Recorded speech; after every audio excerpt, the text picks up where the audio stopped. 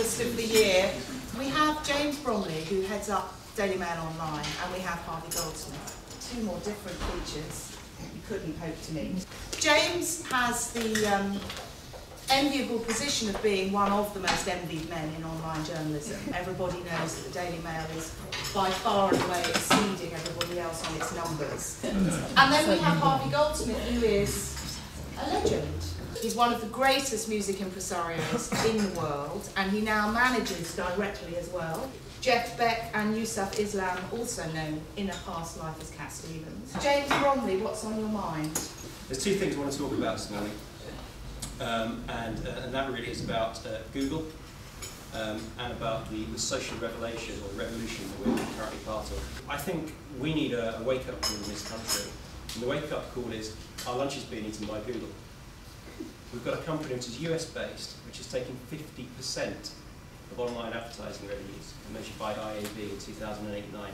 That's just under £2 billion that Google's taken in that marketplace. Google revenues currently exceed all of the national newspaper revenues put together. I'm not anti-Google, I'm anti-competition. It's time for us really to kind of wake up some of the policymakers as to how we manage Google in our environment and how we manage people who should be playing against Google in that environment. We talk about Twitter and Facebook as if they're buzzwords. These are real, genuine businesses. Fundamentally, these are networks. But the ecosystem they're creating is going to fundamentally change the media landscape and the way we go about our daily lives. And it's happening at an incredible, incredible speed. The bigger the company you are, the kind of scarier the reality of this is. But if you don't engage in the conversation is going to happen without you. That's a far, far worse thing. Get with it, guys. This is an opportunity, not something you should be being hurt by. Thank you. Thank you.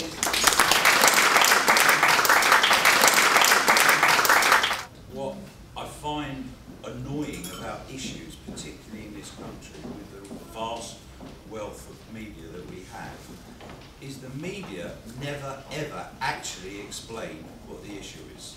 We know what the problems are, but we don't know what the issue is.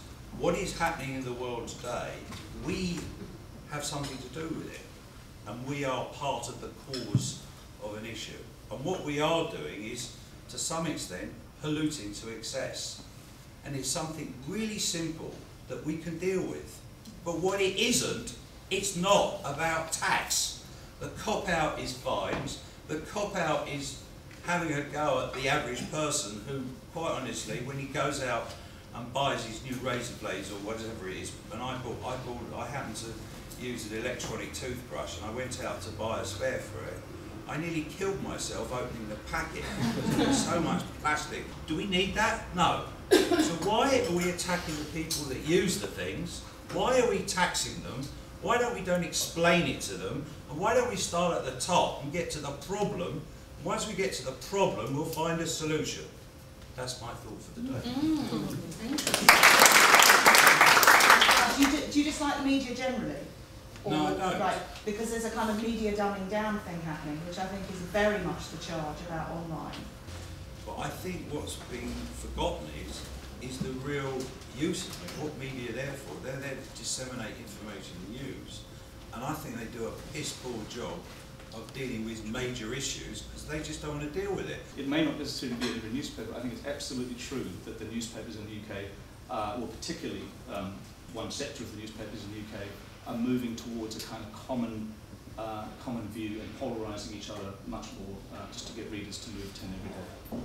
Maybe the challenge is floating up those very narrow verticals, those often hidden blogs, and very trustworthy, a lot of them, sources to the mainstream. The media is only something you need to go through to get to your audience. And of course with social media you don't need to go through anything. Facebook, Twitter can all be your custom newspaper and you choose your commentators. But music is a social communicator, there's no question about that, and it can communicate all over the world.